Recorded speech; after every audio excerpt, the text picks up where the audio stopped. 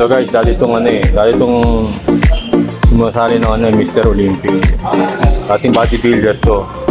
Kaya lang nalulung sa sa masamang bisyo. Kaya ito na lang, punas-punas na lang muna raw. Lahat ng butas. Oo. Pakita mo yung biceps mo, sir. Ayun isa pang posing. Isa pa. Yung todo, yung pang flex dyan. Diba? Lupit. Shout out. Papa shout out. So, flex natin ito bago ng Anytime Fitness. Wow. Maginhawa branch. Yan. Idol yan, Idol. Ito, pag gusto nyo lumaki yung mga wet packs nyo, itong kunin nyo. Yun.